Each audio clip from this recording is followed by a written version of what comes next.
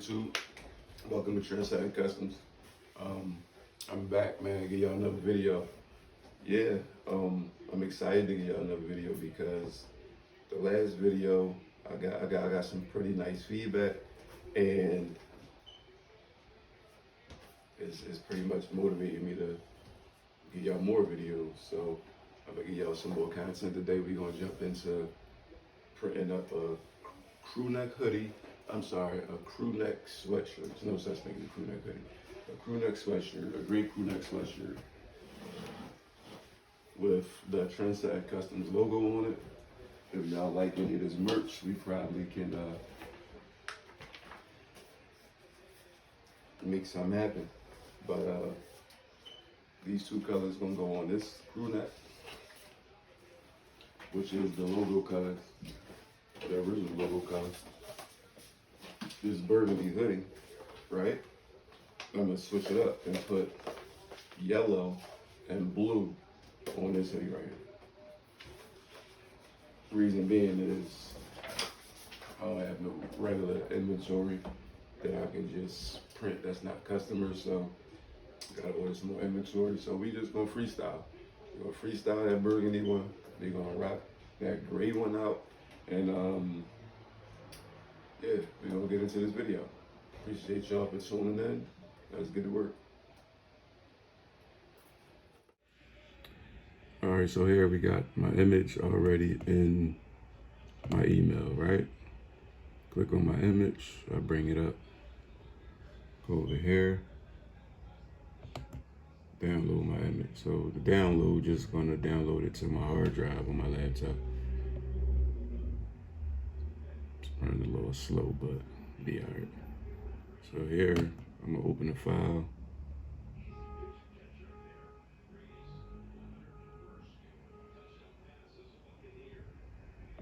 Once I open my file, I'm gonna right click on my laptop or my mouse, copy, close this out. Then I'm gonna go to on my laptop, I'm gonna go to the bottom and click the silhouette icon. Right click, paste, right? And we got our image. So for those that don't remember from my last video, I'm gonna throw it in this video again. So I'm gonna blow my image up. Then I'm gonna go over here to this little loaf of bread looking thing, little piece of bread. It's called the trace menu. So all that's gonna come up. Select trace area. You see this little cursor? Then I'm gonna highlight. So you highlight it by left clicking and holding it and just dragging your mouse or your finger on the laptop. So with me, I gotta hold it with my right finger and drag it here, and it'll, once it do that, it should highlight. See, it only highlighted the black and white because, the customs, because it's in black and white. But here, I'm gonna turn my threshold up a little bit. So I turn my threshold up, it gives me the Trendsetting Customs highlight. So for the most part, you really want a PNG because it's a black and white file, and it'll highlight it instantly once you go to trace it. So here, I'm pretty cool with this. I might just turn the threshold down a little bit so I can get some detail. Nope, they took my detail out. So I turn it back up, right? That should be pretty cool. So now I'm gonna go to trace, select trace area. Once I click that, it should do like a little click and blink out. Come on.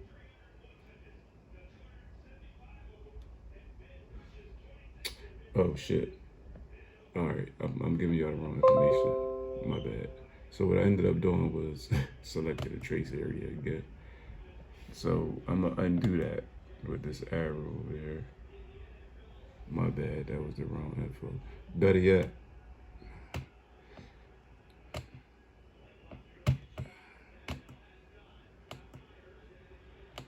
you gonna undo? No, you're not gonna undo. back to the arrow.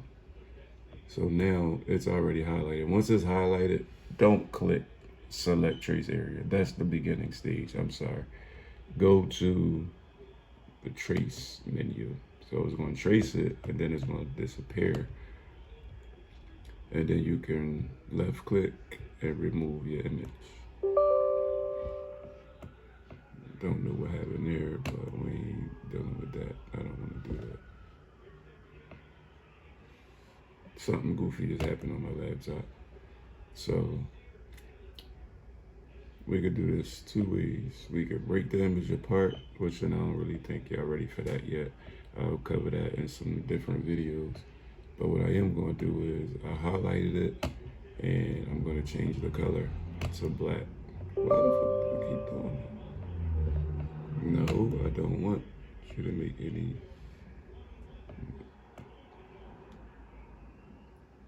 So now what I'm gonna do is I'm gonna shrink it, right? Just to fit inside the canvas. So if you look at it, there's like numbers on the side going vertical, and there's numbers on the side going horizontal. So it's 11.288 by 3.22, which is 3 inches in height and 11 inches in width. It's too wide, so I'm gonna shrink it down to about, I feel like 9.5 is cool. I want it pretty big. And then I'm gonna stretch it now to possibly 4.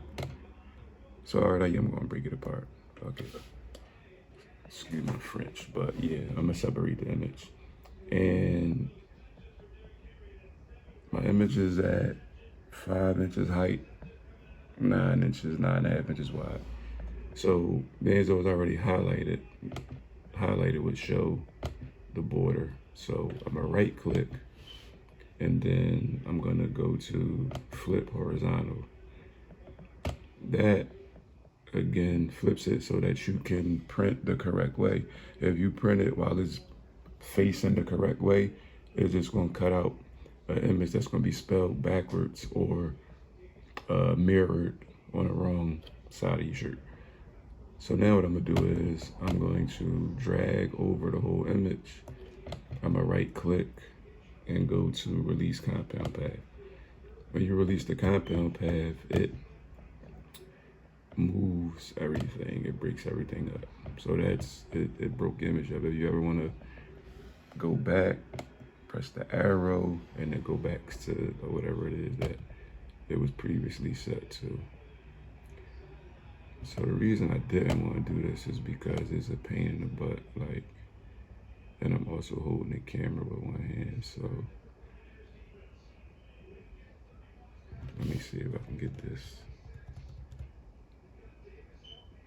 Alright, and that's pretty cool. It's working like for the first time. Probably not the first time, but so I don't want this to be broken up, right? I don't want it to come apart like that. So I'm gonna go to this arrow to, you gonna put it back?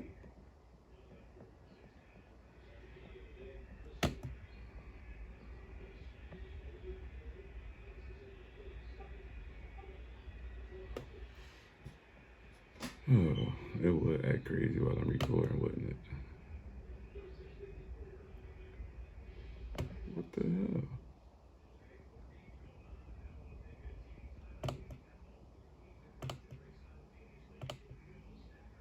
So it's doing its own thing. I don't know why it's taking so long, but the arrow is pretty much gonna put it back, right? So now what I wanna do is highlight everything. So that's left click and drag over the image, right? That part. Right click and go to make a compound path. So what it made, you see how it was dark all in the inside of, you know, the lettering or whatever? That's because it was in one piece. So I'm gonna do the same thing with this. Drag over it, make a compound path. once I make the compound path, I'm gonna now change this to red. So now it matches my actual design. Another trick is so this is what I'll be cutting first with a red piece of vinyl. So once I send it,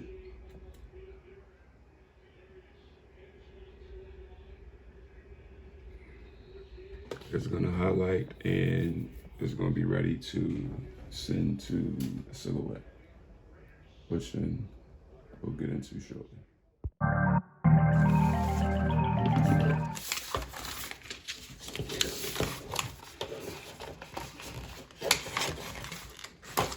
So right here,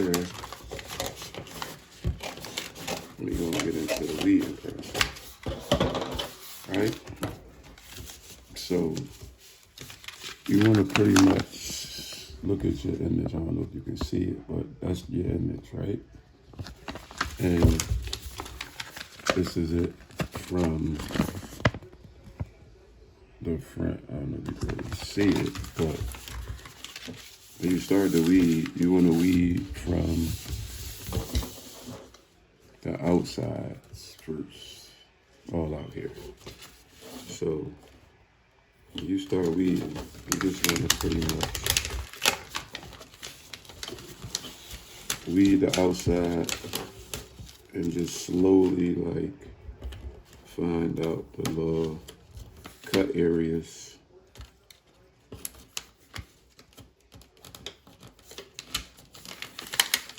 And just weed them out until your image start to come to life.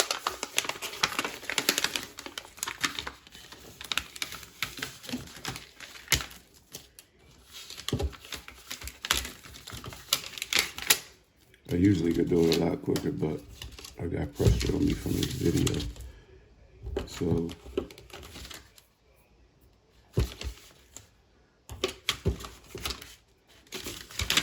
and I got a shitty picker right now. But it's not the fun part. Sometimes it's fun. It's therapeutic at times, but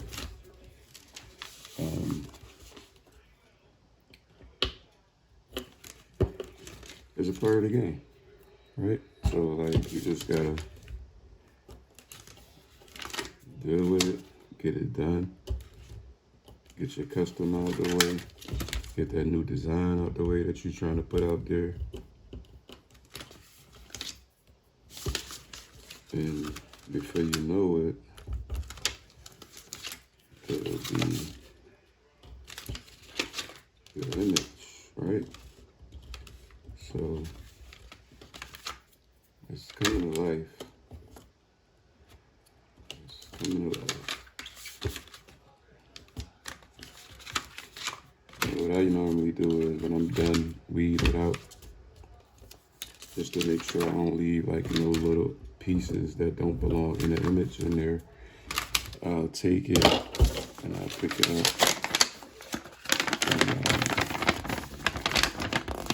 So this is what we given, right? This right here is what we given. And I'll take it and hold it up to the light just to make sure that I didn't leave no excess pieces in it.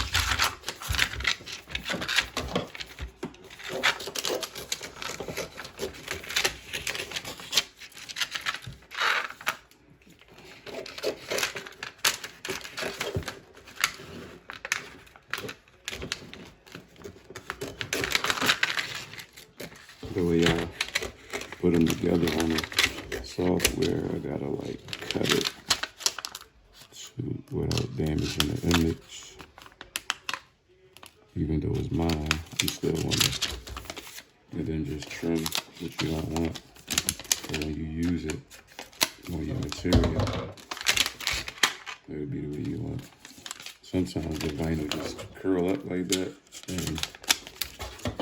but yeah. This is some of, you know, this is one piece of the puzzle. All Alright, so we have our images fresh off the cutter. So now we're gonna go into pressing them on the sweatshirts. This orange and yellow gonna go on the burgundy, and this red and black is gonna go on the gray. So let's get into it. So we're gonna place the gray sweatshirt on the heat press. The heat press set at 350. We're gonna give it a little couple of seconds. Let's take the wrinkles out.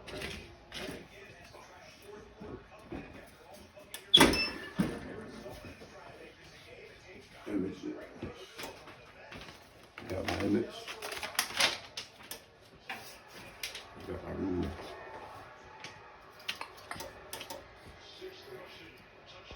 So just to freshen up, we're just gonna make sure the image is like 3 inches away from the collar. Right? So about 3.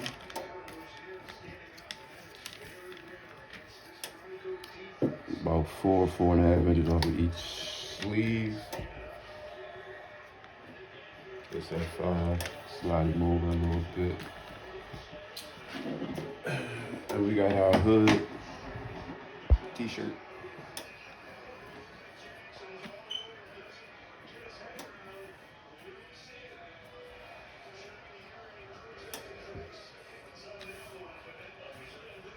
A little pressure.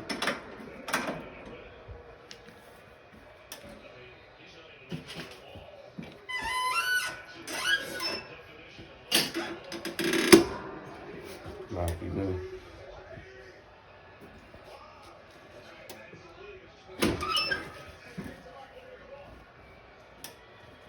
I took it off a little early because we layer vinyl, and when you layer vinyl, it shrinks. Like when you press in vinyl, it shrinks. So you don't want the image to shrink.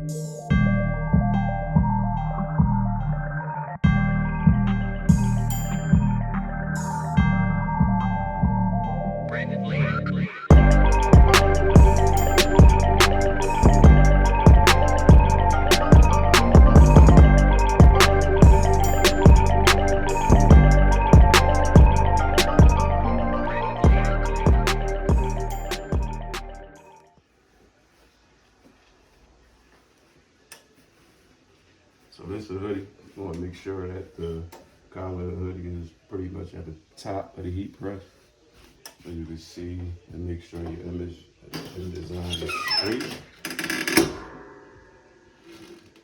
Pre the shirt, pre-press the shirt. Get the wrinkles out. We're gonna work on image number 2. Same process. 3 inches. Gotta change the ruler. With my ruler. Right. It's a little dark, but I still can see it. So you want it to be 3 inches from the collar, right? I like the color on the burgundy. About 4.5 from each sleeve. Make sure it's straight. Protect the image. Press it 13 seconds. Not 13 seconds because you don't want the vinyl to shrink so that the rest of the image And I mean shrink, I mean like it's a cutout where the S is supposed to go and where the T is supposed to go. So if you shrink this too much, it's not going to be centered or be able to put in correctly, if that makes sense.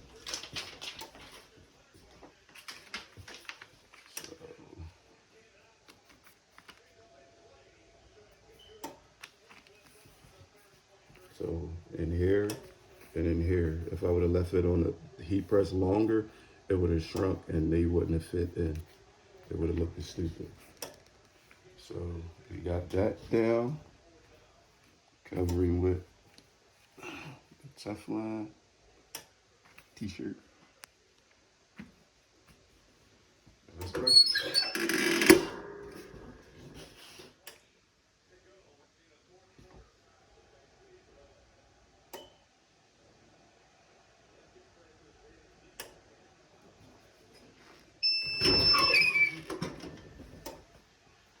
This is also hot peel. You can just peel it straight off the press. That's a finished product. And then just so it can stay on through the wash and through the wear. I'm gonna press it one more time.